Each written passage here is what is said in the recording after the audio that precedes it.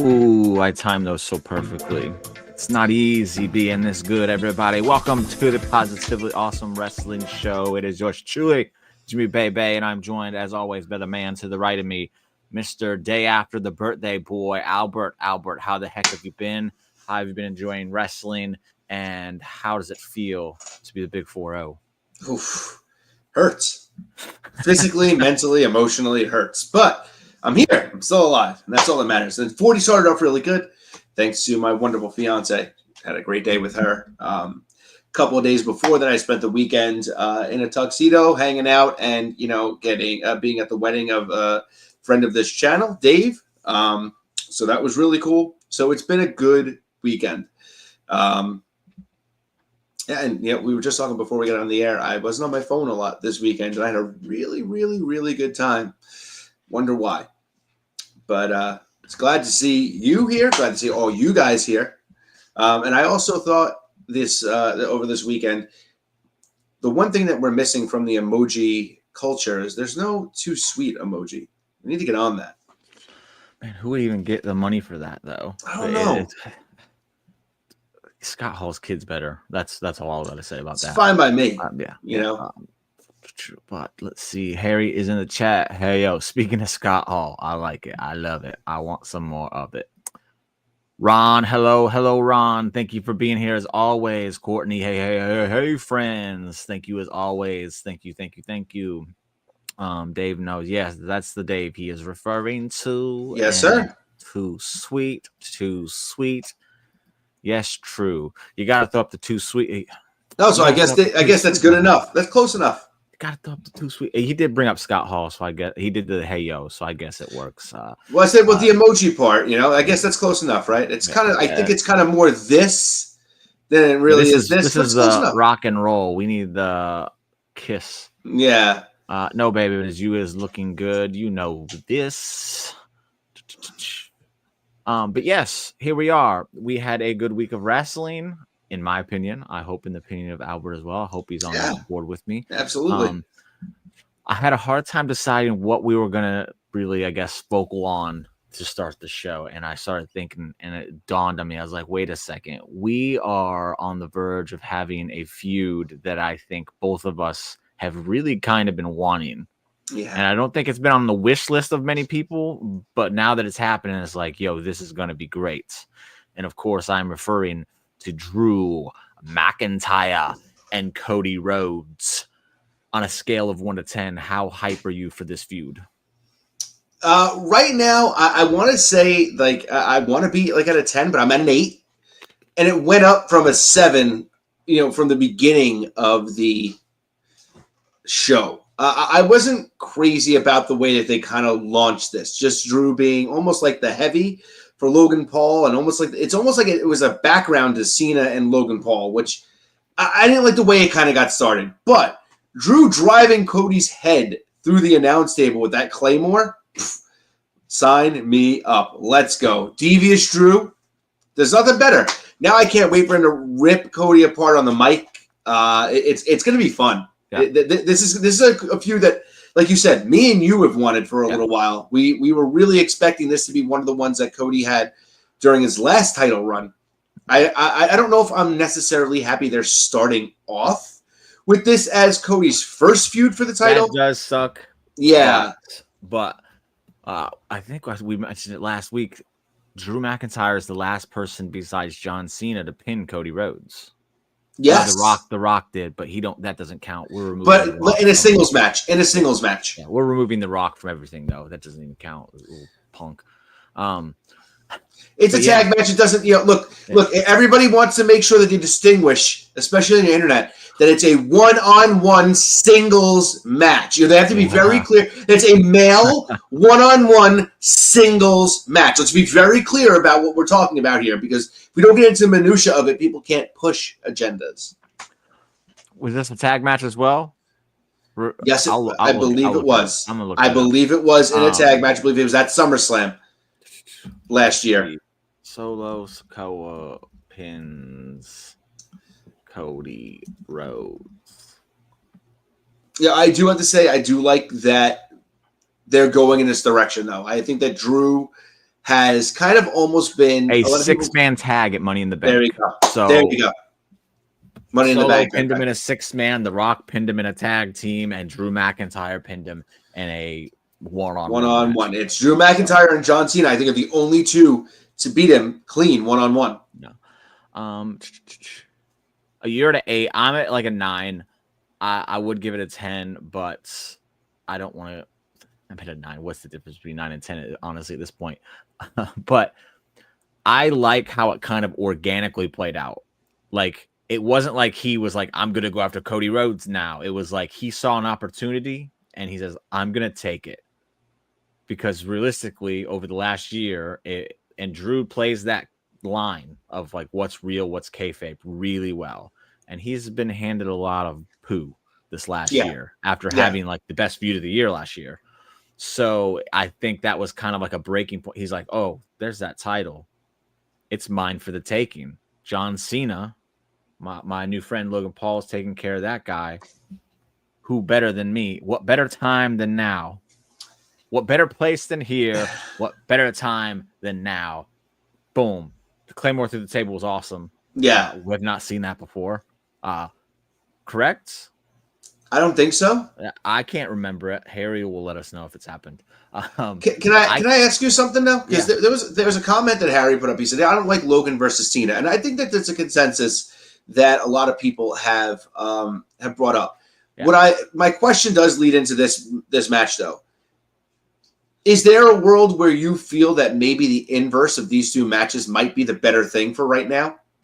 That Logan Paul being Cody's first title defense might be better, and then having John Cena take on Drew, which I think is a much cooler match, in my opinion, and then flip it the other way, where, maybe at Survivor Series, Cena faces Logan Paul, and then at Survivor Series, Drew gets his world title match, where maybe it feels like there's a little bit more of a chance.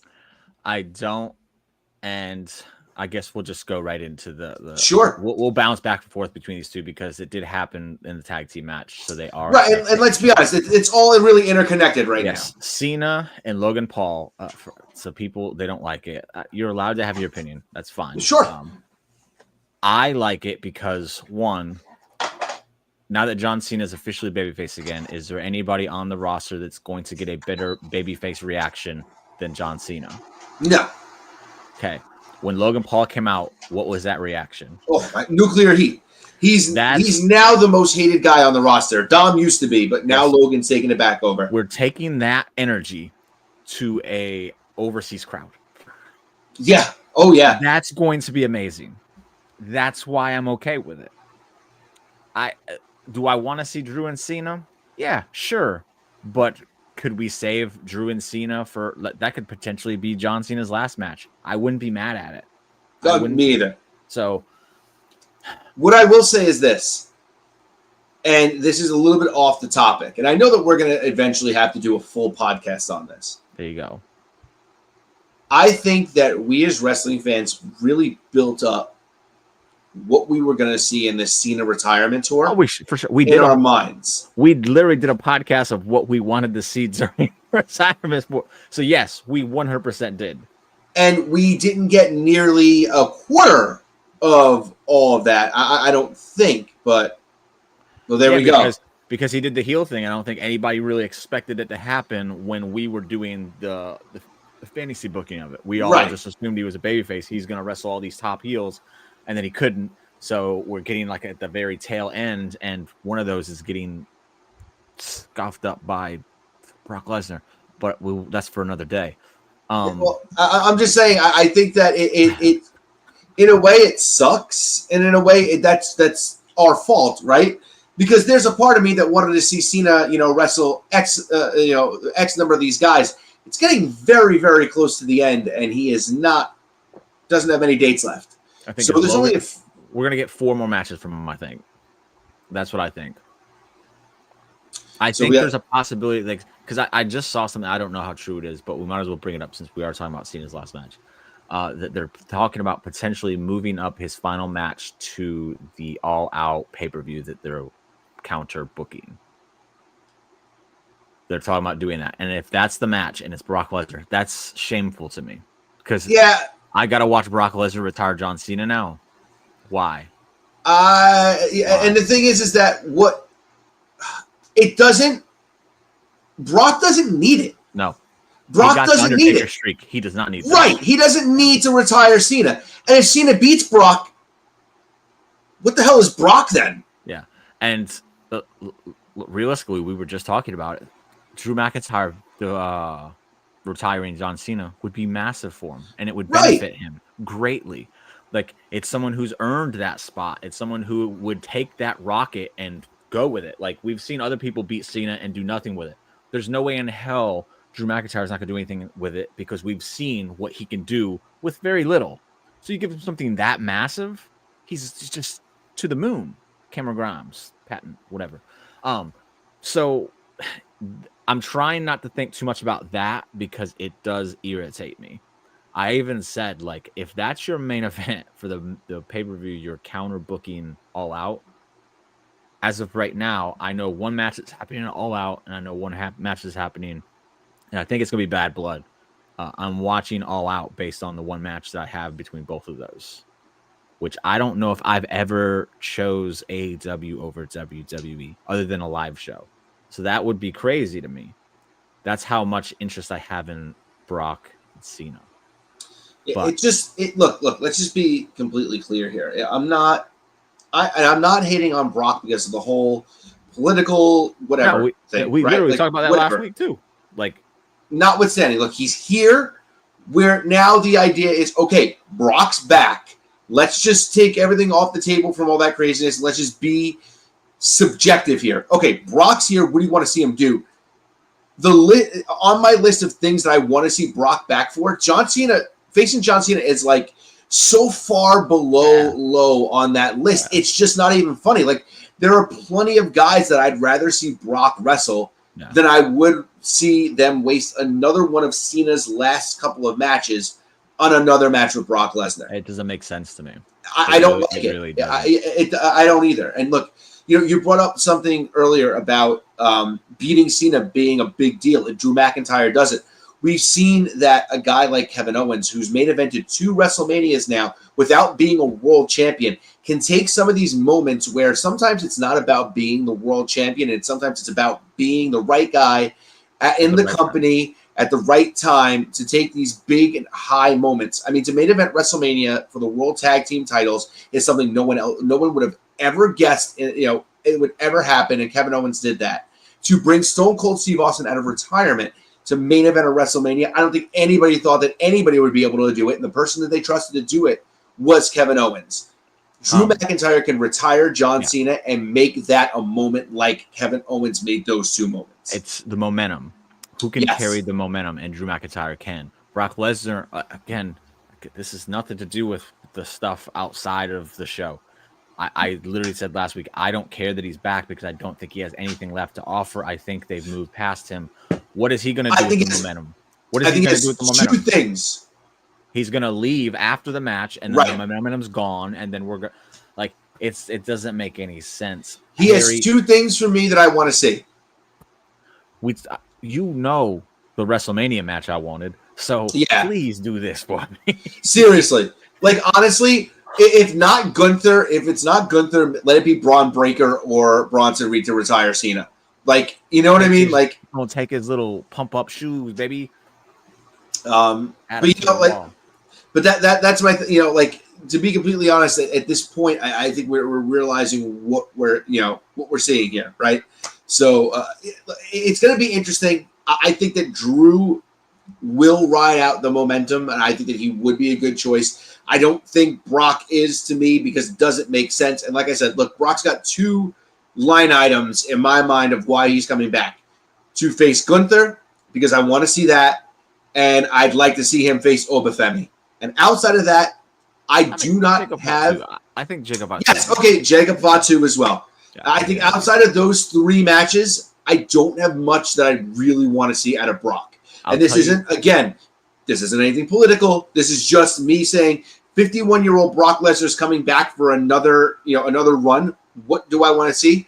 I want those 3 matches. I don't think there's much else I do want to see. The only problem with those 3 matches is I only see him putting one of those guys over. And he should lose all of them. And that's a maybe. Right. I would be cool with him beating Obafemi. It just being one of those things where Obafemi beat the crap out of him and pushed him to his limits. But Brock, older, wiser, he's more like he just pulls it out. My thing is, if that's Obafemi's first opponent on the main roster, sure, he can lose. That's fine. But if he puts up a big match against Brock, great. That's what I'm saying. But he should lose to Jacob. He shouldn't be good. He shouldn't be Gunther. He should. Yeah. No. I'm actually okay with somebody like Gunther, if Gunther beats him, and with somebody like Jacob, he beats Jacob, then Jacob beats him again, and then they go to a stipulation match where Jacob wins the feud. I'm okay if Jacob loses a match in that respect. Yeah, I want Brock versus Gunther versus Brock. I don't want a multi-man match with Brock. It's gonna. Yeah, I'm just over it, honestly, and that's like. And it's literally just him. It's not anything else. It's just I just don't see the reason for it anymore. I mean, I guess I'm not, Harry. I guess I'm with you. I'm not against seeing people like Braun or Braun Breaker and and Bronson Reed take on a guy like Brock. But the problem is that if you bring Brock back and you're putting him up against those guys, I want to see him lose to all those guys. Yeah. Then at what point does it make sense that Brock keeps losing all these matches? It's just going to get to the point where Cena was, remember? Yeah. Where Cena was coming in, he was losing matches, and everybody was like, who cares? Yeah. Okay, Solo put out John Cena. That's great. So did Austin Theory. And what happened? Yeah, no one cared. Yeah. You know, that's the thing. So if they're going to bring him back, he's got to win some matches. So I don't know, maybe you throw some filler matches in, but then we're also thinking, how many of those damn matches do we think Brock's actually going to have? The guy wrestles 4 freaking matches a year. I want to, man, we've spiraled here, but that's fine because Harry, you just brought up something that I think is extremely interesting. I don't like the idea of a squash, but I'd be very curious to see how this match went. I think Logan Paul's respect in that locker room would be seen here. Like, how much do they really respect that man in that locker room? I think a match against Brock would be the litmus test. Yeah, right? Like, you want me to go face Brock's willing to play ball with this kid, then clearly they all kind of love the dude. But if Brock's like, no, I'm just going to murder him. That would be an interesting one, Harry. 5 points to you. You can't do anything with him, but you get him. We'll rewind back to Drew McIntyre and Cody Rhodes. I am agreeant with you to an extent because I do hate the idea that Drew is Cody's first opponent to defend the title because it's like, yeah, he's not going to lose it to Drew. Right. Which is heartbreaking. It really is. But I feel like Drew, man, he has been doing some just weird stuff since the CM Punk feud. So it's like for him to finally be able to sink his teeth into something major again, to really show his worth again, I'm not going to go down that rabbit hole because it's a bad one. But I'm going to just wait to see how things play out with this. But I am excited to see Drew in top form again. Yeah. Like the CM Punk version of Drew McIntyre again. Because there's no way he doesn't have ammo for Cody Rhodes. Just not possible. And Drew proved to be one of the absolute best on the microphone as far as like going back and forth with people. And Cody Rhodes needs someone that can do that with him to have like an intriguing, because Cody likes to talk. Yeah. He needs someone that can talk with him, and Drew's on that level. So absolutely. I think that's that's why I'm the most excited about it, is because at least the lead up shouldn't be flat. Like there's no way it should be. Like if it is, I'd be shocked, honestly. But and they had a really good TV match, so put them on a pay-per-view. Put them on a pay-per-view. That's gonna be great. Yeah, man, this is a WrestleMania match to me. I know, especially with Drew being, and this is why it bothers me, because the story lends itself to Drew being the guy that is a bigger threat to anybody else, because Drew was the last guy to pin Cody in a one-on-one match. Absolutely. Yeah. They have history. They have a past. There is, there's a lot that they can go off of here, but, this is like a big time, like, we're going to get Clash in Paris, which to me, I mean, at least this is a Survivor Series level main event, SummerSlam Survivor Series, WrestleMania, Royal Rumble, like one of those, not even Royal Rumble, not, I feel like that's not a big title match, but one of those big other 3 events. I feel like if the world champion isn't in War Games, then that's a big title defense. And I feel like if Cody and Drew was at War Games, we'd feel a little bit bigger. And look, WWE has been known to swerve us. So maybe there's a big DQ finish here in Paris. Maybe it's a schmaz. Maybe they then go for a stipulation at Survivor Series. There's a lot of ways they can go. Because look, let's face it. It looks like I don't want to go there. This completely takes us off of the trajectory that we're on. So let's not even go there. But if Drew and Cody aren't, which doesn't look like they're going to be a part of these War Games matches, I think it makes total sense for them to be like in a big featured match at these 2 pay-per-views in a row. They don't need to just stop at one. I think there was a point where WWE conditioned us that the rematches were horrible things. And they were at one point when WWE kept doing them. They don't do them that often anymore. Yeah. So now it becomes more fun to see a pay-per-view, a feud stretched over multiple PLEs. I said I wasn't going to do it, but I am going to do it because I'm just a sucker. I'm a sucker for it. I'm going to show an image, and it may or may not have anything to do with something that may or may not happen. But I literally just wrote this dude off, 10 minutes ago.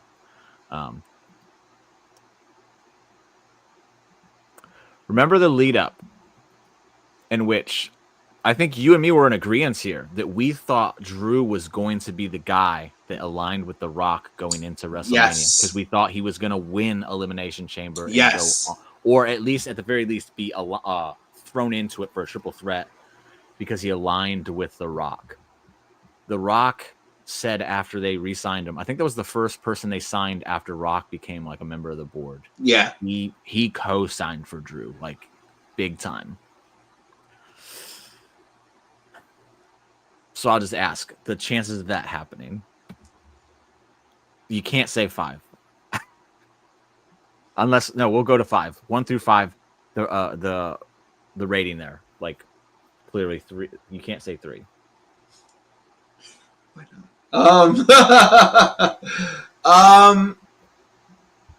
2. Okay, that's fair. That's probably at 2.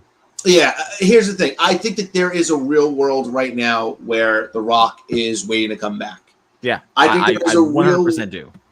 And there's also a real world where we're seeing this season of Unreal, and I believe that at the end of it, it said more episodes are on the way, meaning this isn't a done deal. And I also believe that there's now a point where we have to see what stories are maybe planted in the media to lead up to that Unreal show to make it more interesting for us.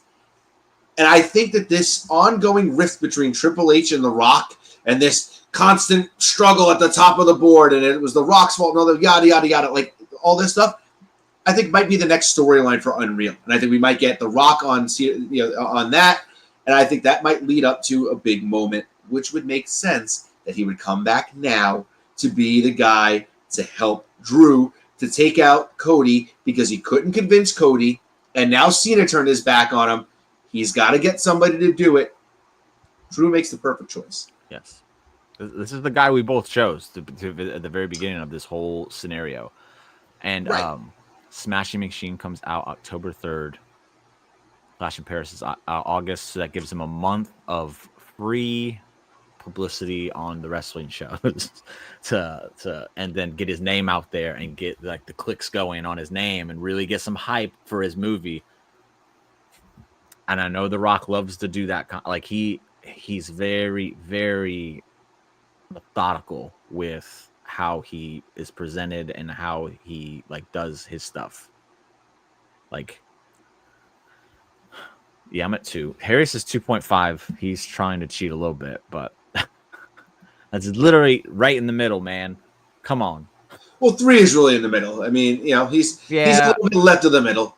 Yeah. I mean, I honestly, I almost wanted to say that too, because I feel like that there is a fair chance that if something's going to happen, that something big's going to happen, because I think they also want to lead into Survivor Series. I think that there's there's nothing, and this is where I was going to go before. There's nothing intriguing to me right now, team-wise, that I'm seeing on either side, men's and women's division, both, that gets me excited for War Games. Is it going to be another Bloodline thing?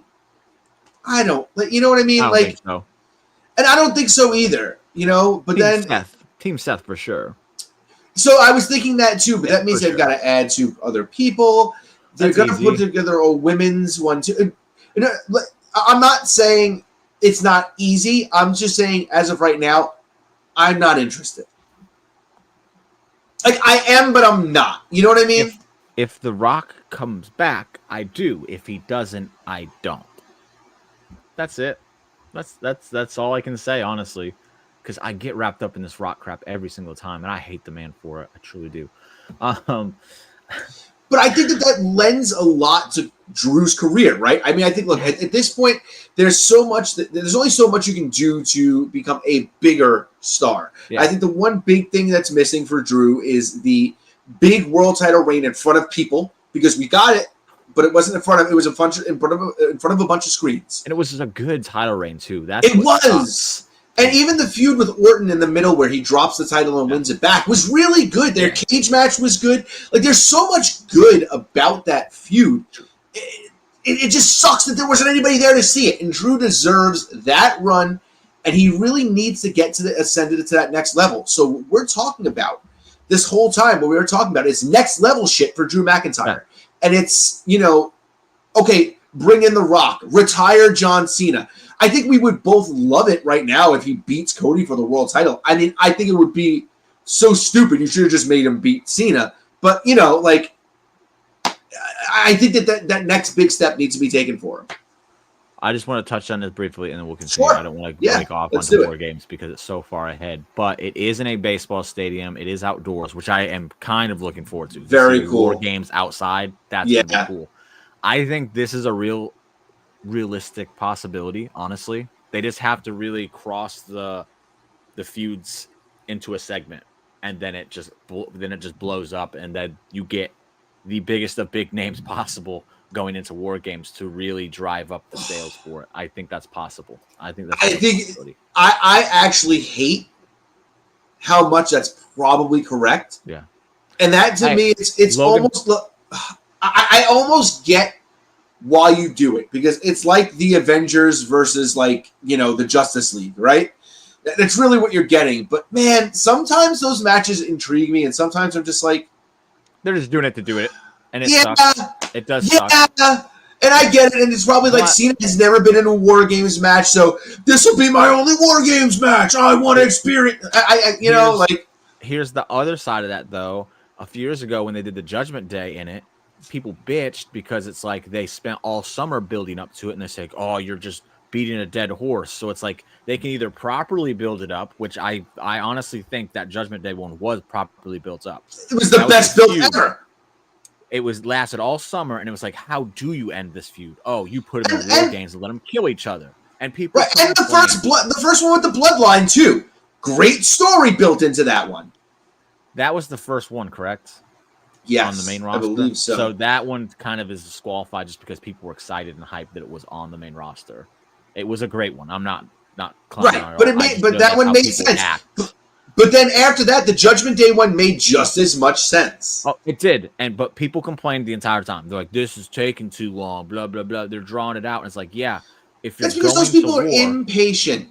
Yes, they are. So now they do things like this, and people will complain. And it's like, what are you gonna do? Honestly, you're gonna put the biggest names you possibly can in it to sell out that baseball stadium so that it is rocking. Yeah, which I mean.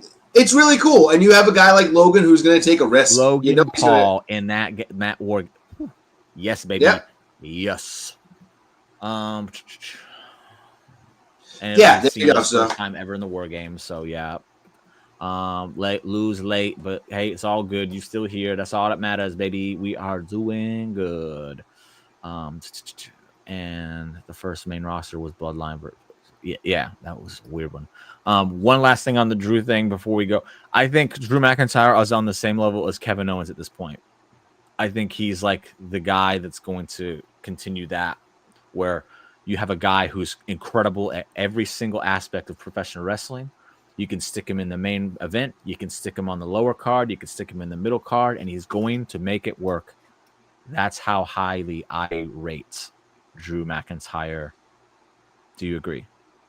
Yeah, no, completely. I do. So, there are a lot of guys, love, baby. Yeah, absolutely. There are a lot of guys where WWE had the luxury of being able to do stuff like this with people like Chris Jericho, Edge, Kane.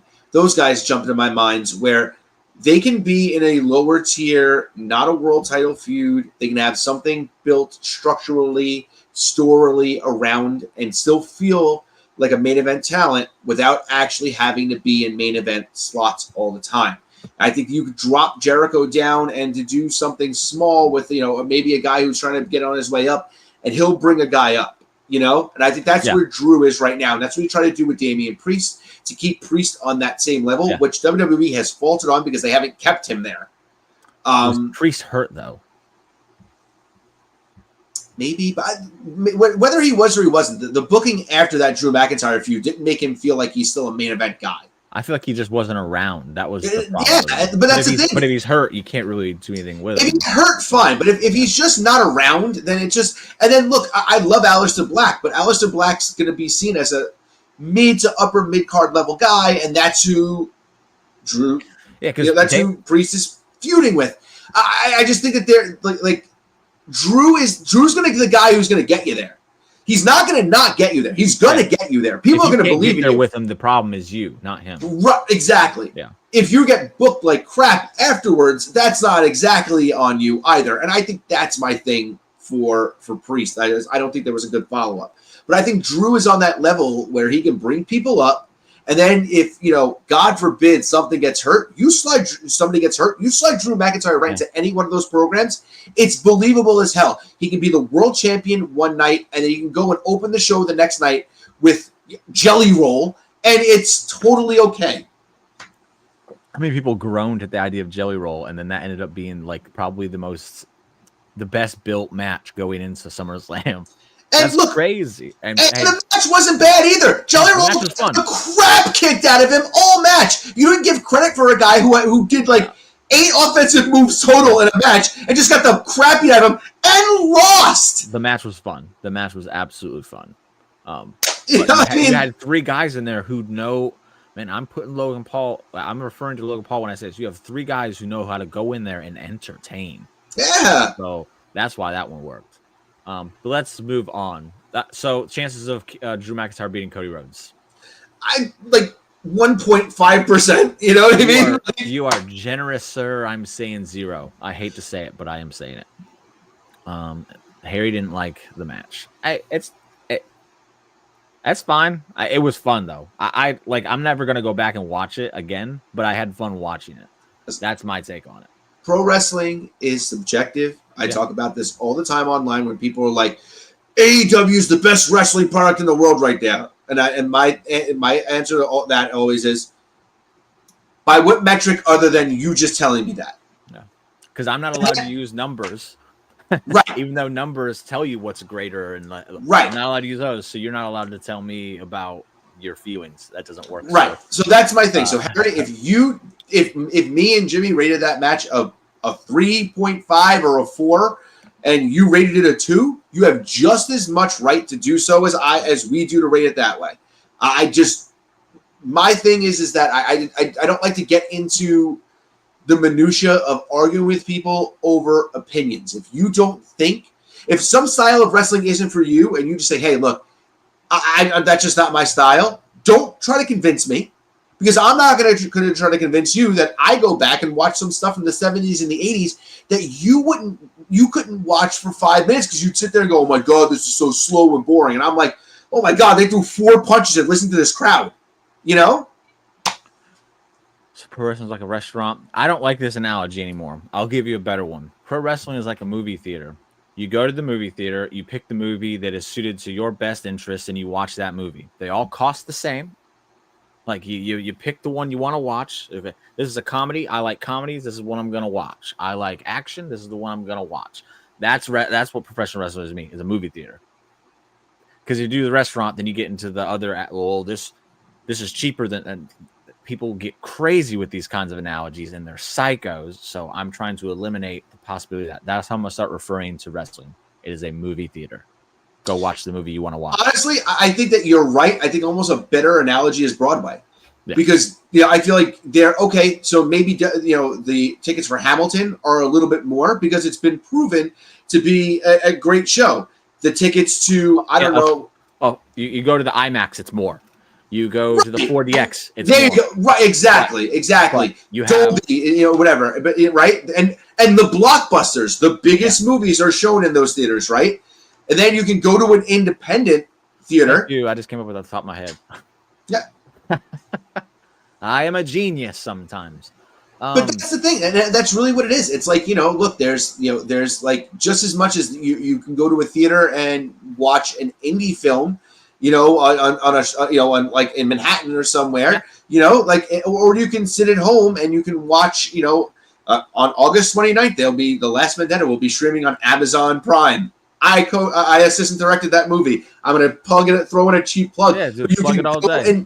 And you can go and watch that, right? But if that's what you're like, if you're gonna go watch the movie that I co-directed and expected that to be on the levels of Avengers Endgame, you're setting yourself up for failure. Just like if you're going to an indie show and think it's gonna be WWE, but there are people if who you're prefer going that to, over right. the other. So that's what I'm saying. Exactly. Like, it makes sense to do it that way because it's a form of entertainment. So compare it to another form of entertainment that offers you the same buffet. I'm gonna use the restaurant reference there. A buffet of entertainment, like comedy, action, blockbuster, indie. Everything's there for you, and that's what wrestling is. We have so much of it. So boom, that's what I think.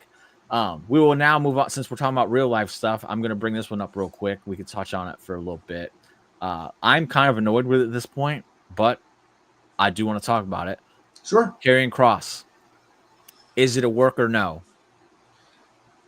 I don't think so. I think everything he said is true. Okay. And I think that there's a very real chance that they come back with another, and they say, hey, we hear what you're saying. Let's have a conversation. They have a conversation and he gets re-signed. I think there's also a real world where they don't. And then he goes somewhere else. The most annoying thing in the world to me right now is people saying it smells like a work. Because no, the fuck it does. Yeah. He did business. He was used up until his contract ran out because he was in the middle of a thing. Just like Ricochet was. Just like Jon Moxley was. Just like Chad Gable was. Chad Gable just decided to re-sign. Right. And they literally had those guys on TV up until their contract was up because they were involved with something. So did Drew McIntyre, by the way. And we just talked about him, right? They did business, and then he left. Right. Scarlett and Karrion both have went on the line and said, we are taking bookings. Karrion Kross went on today in an interview and said it's not a work. Right, Ariel Helwani, and not a small interview. This is Ariel Helwani, one of the bigger sports and MMA and wrestling podcasts out there. He has merchandise on pro wrestling tees, which doesn't happen. So nothing they've given you tells you that this is a work. Yeah. If it is, awesome. They've done everything they possibly can to convince me that it's real. And that's what their job is supposed to do. If you're the kind of wrestling fan who sits there and wants to just believe for some reason this is a work, I can't stand you. Because you're not a mark, you're a smark. You're afraid to not be right. I don't get it. I really don't get it. What are you going to get out of it by saying I think it's a work, even though they've done nothing to make you think it's a work? Because the only explanation I've been given by anybody is that, well, they did the thing with Seth, so anything's possible. Yeah, so that doesn't mean everything that happens in the real world is now possibly a work. If you can't, I've seen the thing where people mention R-Truth as well, and that. Bro, and we sat here and said we don't think that it was a work at all. We think they just reverted back, and then Triple H was just smug about it, and it just got people talking, which is what he's supposed to do. He's a booker. He's supposed to get things. So I think fans have stopped wanting to watch wrestling for the joy of the show, and it's become this thing where it's like, I'm smart. I'm too smart for them to trick me. Like what are you watching for? Like, really, like, honestly, at this point. Want them to trick me. Yeah. Please trick me. And when you go to a movie and you know how the movie is going to go and how the movie is going to end, are you happy about that, or are you bored? Right. You don't want to know the journey. You want to take the journey. Hey, it ain't just Manny, Lou. It's a bunch of people. And I called him out on it the second I saw him say it, because you don't know. And they've given you no inclination that it is. Like, here's the other thing. If it is, can we stop to ask the question of why? Why? What sense does this even make? Hold on. Because I could come up with they're working what? The online fans? Because they're not talking about this on the show. So they're working what? The small subsection of niche wrestling fans who are like, hey, this guy's contract ran out, and we know his contract ran out. If he comes back in front of a live audience, if he hasn't been on the show in 2 weeks, 3 weeks, 4 weeks, it's going to be a surprise whether what his contractual status is or you don't. So to that, I will bring up the Seth thing, because why do that? Why go to the extent they did with the Seth thing? Because they put it into the show. But they put it into the show. They kept saying, we don't know. We don't know. He didn't get surgery. He didn't get, we don't know. The swelling was too much. He went to go get they put it into the show. They're not doing Kross. They just said, Sami Zayn defeated Karrion Kross. That's all they're saying. They didn't say Karrion Kross doesn't have a contract. He's not here anymore. They didn't mention it on the show. So they're only working this small niche subsection of fans. If that's what they want to do, there has to be a reason why they're continuing to do this. To me, it doesn't make sense. There could be a payoff that we just don't know. And sure. Again, maybe I don't want to sit there and waste my time. I'm more than happy for them to do that. Yeah. I don't want to waste my time trying to wrap my head around something that may or may not happen, because, again, there's no inclination that it's a work. Right. Like, there's zero. There's zero. They've not slipped up at all. This is a great work if it is a work. A great one. It's on the level of the Montreal Screwjob. Like, that's how great this work is. If it's a work, it's not as impactful as the Montreal. But I'm just saying, like, if the Montreal Screwjob was a work, they've gone through amazing lengths to protect it. They've done that with this. So that's what I say. Hey, this is fair, because I was disappointed this didn't happen. He never paid up his end of the stipulation. He never told Sami that he was right. So the only thing I can say is that Sami looked at him and said, we're done. And he shook his head, yes. Like, okay, you're right. We're done. That's the only thing that I can say, that they're going to cheap out, and they're going to, I'm going to go, okay, I guess that's what that would probably was. But whatever. I mean, then what would be the point to bring him back if you don't know if you're going to re-sign him? Yeah. Look, the other thing is that the thing is that they're saying that he's saying they offered him a contract, he didn't take it, right? So it's not even like he's not saying that they didn't want him. He said that they do want him back. So again, like, why? Like, what would be the purpose of it? So look, unless there's a huge reason that I'm not seeing, I don't understand why they would keep this up, other than just to satiate 20,000 of your 2 million fans. Yeah. It doesn't make sense to me. If this was AEW, where their entire fan base is very much online, then it makes sense to me, because then you're tricking the majority of your fan base. WWE's not like that. They have a very large child audience where you're working their mom and dad who watch the show, Monday and Friday with them, who don't go online and have no idea what the hell's going on. And Lou, this is how it's supposed to be, and that's why I get so annoyed when people are saying this Karrion Kross thing is a work, because, again, if it is so well done, and I want to see what the payoff is, and I don't want to have my head wrapped up in this conspiracy theories, because it's stupid. Literally, how can you enjoy it, the show you're watching, if you're just constantly like, well, is this real? And what?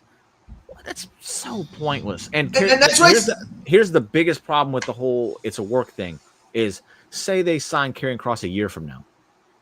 You're going to have these idiots say, told you it was a work. because they can't accept the fact that they're wrong, and this is an open-ended thing that they could just literally come back off at any given time and just say it was a work. Oh, who fucking cares? Like, Yeah, look, to build off of what we just said, what Lou just said about Seth, I didn't want to believe, like the thing is that like immediately as soon as Seth got hurt, within about like a half an hour, there were like 100 posts of people going, Seth's not really hurt, it's a work, he's coming back, he's cashing in. And I'm sitting there scrolling through social media, and in my mind I'm like, I mean, damn it, like that's a great idea that I wish I didn't see. Because then when I'm watching the show, I wouldn't expect the fact that hearing Seth's music hit, it would blow me away. Now, don't get me wrong. The way they executed it was done so well that I still felt and bit hook, line, and sinker. I was like, okay, they got me. Seth came out with the crutches. I was like, oh, wow, he really is hurt. Oh, crap, he really isn't. Like, they got me. They did a really good job with it. I just don't like the fact that if you're looking for that stuff, it cheapens it. Like, I was so surprised when Punk came back because I did not think Punk was coming back. And then perfect example, Brock. There was no real inclination that Brock Lesnar was returning, and even though he has that stigma attached to him right now, it still came across as an awesome moment because, we were shocked. The place erupted. Yeah. So like that's what I'm saying. Like, people ruin their enjoyment of this stuff by constantly just wrapping their heads around this is a work and this is blah blah blah. It's silly to me. And is it just to say I told you so? I don't get it. It annoys me. This one really annoys me because it's like, just shut up already. Yeah, and look, what are we doing here, guys? Right. We really do. I mean, this is our 15th, 16th show that we maybe put up on Spotify, maybe. I think that for the most part, we've been very, very positive since we've been on here. We really do err on this end of positivity. I'm not even complaining about the show, though. Right, but there are just some times where the fans just irk you to the point where there's just times you've got to bring it up to vent a little bit. And sometimes we tend to do this because this is the place to do it, right? I think that this is still coming from a place of positivity because I think the thing is... I want you to enjoy the show. Yes! We as wrestling fans need to get back to the point of enjoying the show. I brought up something earlier in the show that me and Jimmy talked about briefly before we went on air. I was away for almost the entire weekend. I wasn't on my phone for most of the weekend, and man, I had a great time. There was a point where a lot of you people may not remember this, but there was a point where in the world there weren't these phones that were in our pockets 24/7 that we could get access to the world. Right. There was a point where I grew up where there wasn't even internet, I got computers in my classroom for the first time in the 3rd grade, and they did 4 Oregon functions. Trail. Yeah, it was just a larger calculator. You know what I mean? The only wrestling story you were going to read on that computer was the one you wrote yourself. Exactly. So there was, if you really wanted this stuff, you had to dig for it. You had to subscribe to newsletters. People didn't even know that. I didn't even know newsletters existed when I was a kid. I heard the words dirt sheets and I had no idea what the hell people were talking about. Yeah. And the thing is that the only inclination you got about any of this stuff was from these wrestling magazines where most of them were still in kayfabe because they still wanted to protect the business. Guys, being smarter than the bookers isn't the most important thing about watching wrestling. The most important thing about watching wrestling is enjoying the show that you're watching. And there are a lot of times where I even find myself scrolling through my phone during episodes of Raw, and I'll stop myself and go, dude, what am I doing? I'm enjoying the show. Why is this in front of my face? I have to put my phone down. I get it. I'm not here to lecture you. I'm not here to try to be like this. I know I turned 40. I'm not trying to be a freaking dad to everybody here. But what I am saying is sometimes it's good to log off for a little bit. And sometimes it's good to not think about where things are going and just enjoy the ride because it's way more fun that way. I think we all kind of felt, in the 80s, you saw the way it was going with Hogan very slightly doing weird things that maybe Savage was going to get, a little bit jealous. But, man, you didn't see that Saturday Night's main event, lust in their eyes gimmick coming at all. You knew it was going to blow up, but you didn't know how, when, or where. And that's what you love about wrestling, these organic moments. Hulk Hogan turning heel at Bash at the Beach. There's just things that even if people think that they might know, what it is, no one really knows. And that is the best thing about wrestling. So this is how I'll wrap it up. You have people constantly complaining because they don't like they say they don't enjoy the show. They don't give themselves the opportunity to. That's Yeah. what happens when you do that Yeah. kind of stuff. You just don't give yourself the opportunity to. Like, I know it's fun to fantasy book stuff. It really is. But to sit there and go to the lengths of trying to be like every single thing that happens in the world of wrestling, is this a work? Are they trying to trick me? And then they get mad at WWE for feeding Dirt Sheets false information. Like, they're just a bunch of liars. They're trying to give you the best viewing experience they possibly can, whether you want to admit that or not. Yep. That's weird if you don't. But it's impossible when you have just this group that's just constantly like, this is a work. And just stop. It's exhausting, man. Right. Like, Karrion Kross, it's not a work, everybody. If he comes back, he comes back. That's great. That's what I have. That's my take on it at this right. point. And then, like, to get mad at, when promoters in kayfabe press conferences give you the wrong answer to something, like, oh, it's all part of the show. No, it's not, Triple H. No, it's not. No, it's not. Shut up. Like, what? It's a very real press conference that I want to be real. Like, it's not, though. Like, it's not. It's a fake sport. What do you're at a press conference, a real press conference about a fake sport? Guys, come on. Like, use your logical head for sometimes. These people are going to say whatever they want to get you talking because that's going to get people to watch the show. That's the world we live in, is clickbait and trending, and they get it trending every time because they're good at making people just rage and it's like, stop it, guys. Like, just stop falling for it all the time. It's fake when they want it to be fake, but then it's real when they want it to be real. Right. But yeah. Let's end it on a great note. My girl Amanda brought it up earlier. We're in the process of changing my cat's name from the phenomenal AJ Styles to Dirty Dom, because if you saw Dom on Raw, he has a luchador mask with the black fuzz that reminds me of my cat, and he has better hair than AJ anyway. So my now beautiful hair cat is going to be named after Dirty Dom with his beautiful hair and his luchador mask. None of that has anything to do with the question I'm about to ask. I just wanted to put it out there. Dom, AAA this weekend, 4-way for the AAA title. Does he walk away with it? First, can I just say how good a friend Finn Balor is for immediately manning up to accept that trios match that Dom was saying he had issues with other people. And my good friend, Finn Balor, who wished me a happy birthday yesterday. Thank you, Jimmy.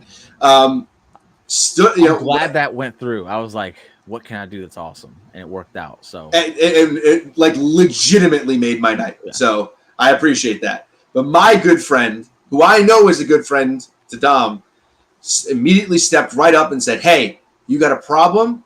We'll take care of it. So I like that we're getting some WWE influence on that AAA show. We get Raquel, and Dom. I'm sorry, Raquel and Finn and JD. And then which we get another appearance of Mr. Iguana, which should be very fun. I do like this Fatal 4-Way for the world title. I think that there is a very real chance that Dom wins that title, right? There's a very real chance.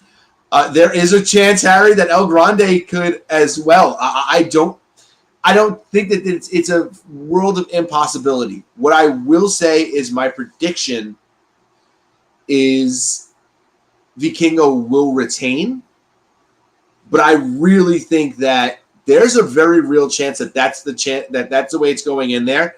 And if Dom is really getting cheered that much, they might change it in the ring. Like, that's how over I think Dom is right now. And I think that there's a very real chance that we could see a new champion. And oh my God, like Lou just said, dirty 2 belts. So how amazing would that be? Let's correct that. It's Daddy 2 belts. Daddy 2 belts. I think it's funny. This is why I love professional wrestling, because when the El Grande Americano thing happened and they bought AAA, I said, I want El Grande to win the Money in the Bank briefcase, and I want him to cash it in on El Vikingo to win the AAA title. I wanted El Grande as the world champion in AAA. I thought it would just be the best thing ever. The IWC collectively lost their minds and said that this was a racist gimmick and it was disrespectful to luchadors. And it Lo would and never go behold, he to shows up in Mexico. Mexico and they love the man. I know what I'm talking about. None of y'all have been to a real luchador show. Shut your mouths. Right. I wanted it. And even though it's no longer end kayfabe, it's no longer Chad Gable, bring kayfabe back. I still love the idea of El Grande winning it. But the second Dom got input into this equation, I'm like, oh, no. Dom as the king of the luchadors, because then you could literally have a Dominic Mysterio versus Rey Mysterio for the AAA title in Mexico. That is a massive match for Mexico. A massive match. And we'll put AAA on another. That'll help get them a deal. By the way, that kind of match. By the way, hair versus mask. Yes. And he beats his dad and takes his mask off in Mexico like I said he should have. MJF listened to the show and stole my idea. That's fine. That's cool. But Ray needs to demask his dad. It needs to happen. And doing it at or mask versus title. You don't even have to do hair. You can do mask versus title if he's the champ. Because he's they're saying he's king of the luchadors, and he's like, you're disrespectful to the luchadors, son. And he's like, you've been disrespectful to me all my life, Dad. I'm about to slap the piss out your mouth. That's a great way to keep that feud going, give it a new environment that will just be, because Ray is going to be celebrated like a freaking god there. Look, here's one thing that I will say. And I'm going to sound like a little bit of a jerk right now, but it is what it is. When people were sitting there and yelling about El Grande is racist, it'll never get over in Mexico, my initial thought was, do you not understand that the top draw in AAA right now is Alberto Del freaking Rio? They don't care. They fun. They love fun. To be entertained. They're not as politically correct. They're like we used to be, because you were able to do stuff like this and people were able to go, oh, this is a joke. This is funny. And they would laugh. Now everything is, oh my goodness gracious. They're not like that over there. So that's when I love that WWE took the chance and put El Grande out there in Mexico to see how over he got, because everybody's going nuts. And I just, in my mind, I just smiled, because I'm not the guy that's going to get online and say, I told you so. I don't have a big following. I don't care. And the people I'm telling so don't even know that I'm telling it to them. You know what I mean? So I don't care. People don't even, they're not against you. Right. So in my mind, I was just like, I knew this was going to be it, you know? The fans in Mexico are the type of fans I wish we were still like. Yes. They watch the show for the entertainment of the show and they don't take it too seriously. That's the way it should be. If I don't want to even get back into all that. I just want to celebrate the fact. I'm so excited for this. I'm so excited. I'm having a draft party this Saturday. My son's first fantasy football. We're doing a draft, and it's going to be during Triple Mania, so I'm going to have it on the TV while we're drafting, having a good time. I'm having some Dos Equis. I'm going to be having the greatest time of my life as Daddy Dom becomes Daddy Two Belts, Lou, and you will call him that. You will acknowledge Daddy Two Belts, because he will be the Intercontinental Champion and the AAA Champion. And Harry, how dare you even bring up this stupid kind of idea? Oh my God, this is not funny. This is not funny at all. This is a terrible idea. But he did want to acknowledge he thinks that's cool that Finn acknowledged you on social media. That it is awesome when stuff like that happens. Because Finn's an excellent human being and an excellent human being. That's why I was kind of like, if he sees this, he'll do it. He will do it. And a great friend to Dom. Yeah. That's debatable.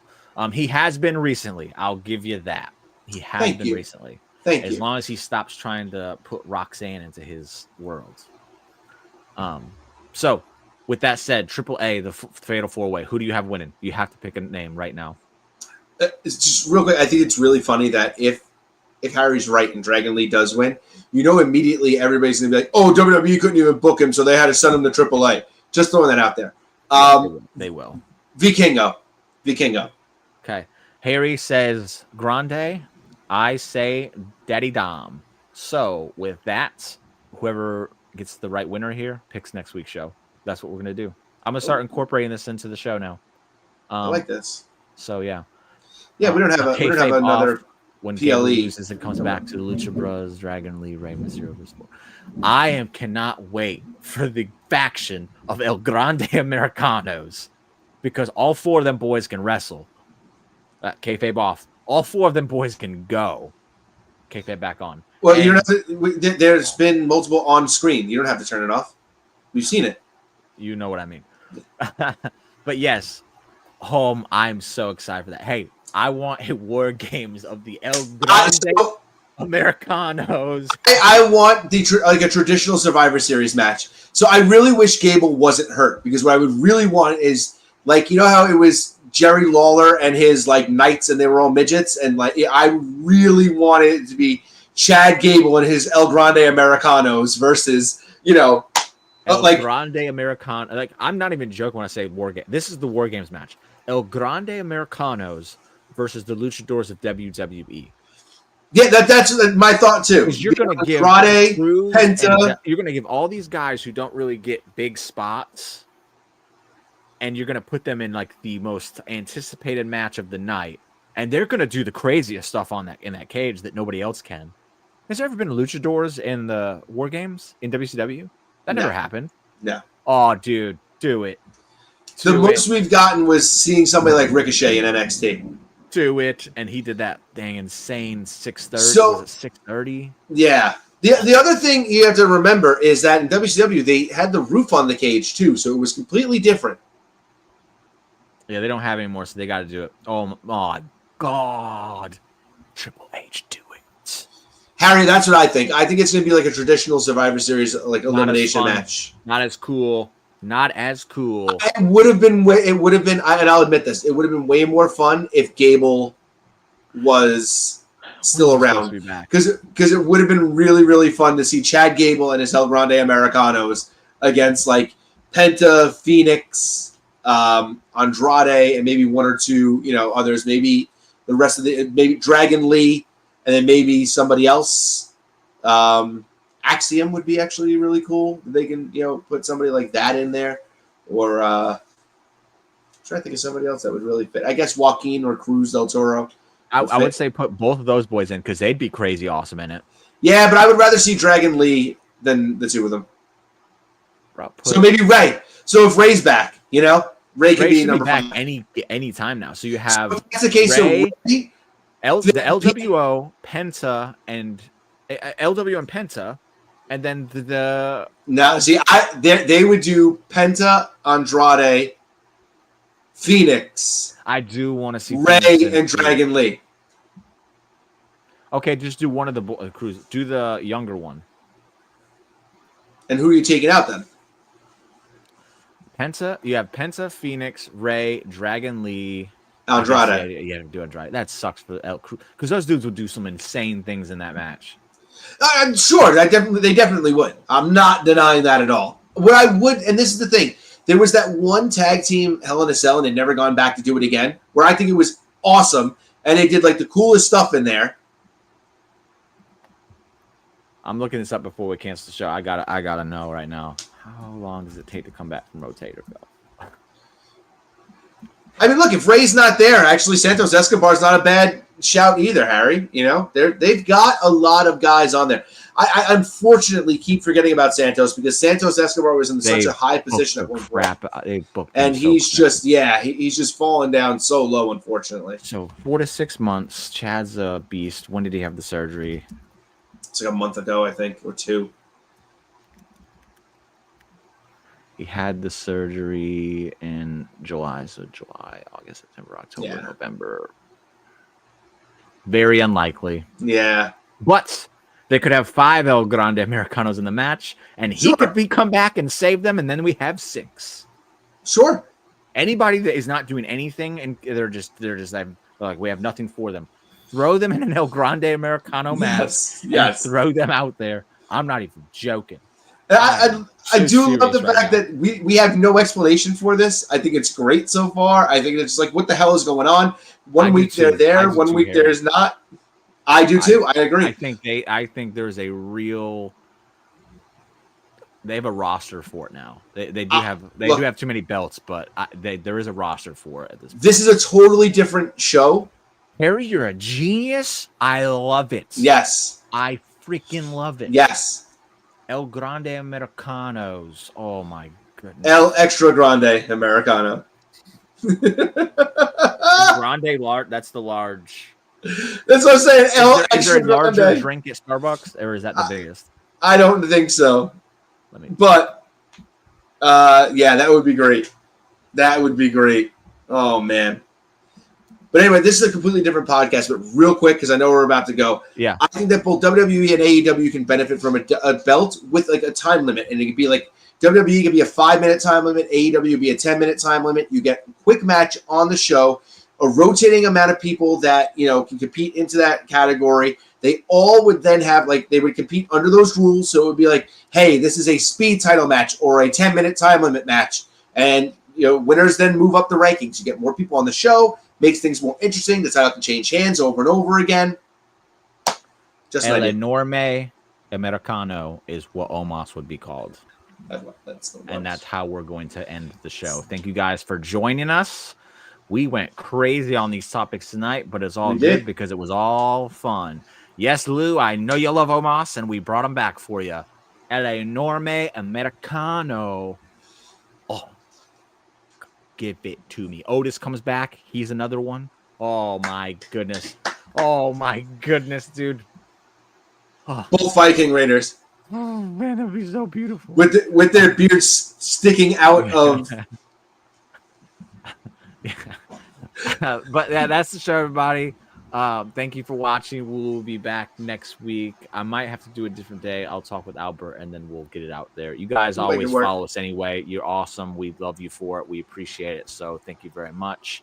And with that, it is time to say our goodbyes. Please enjoy your wrestling for the rest of the week. And also, don't forget to tune in on Saturday to Triple Mania so you can cheer on everybody's favorite wrestler, Dirty Daddy Dominic Mysterio, as he becomes a legend in Mexico because he is the king of the luchadors.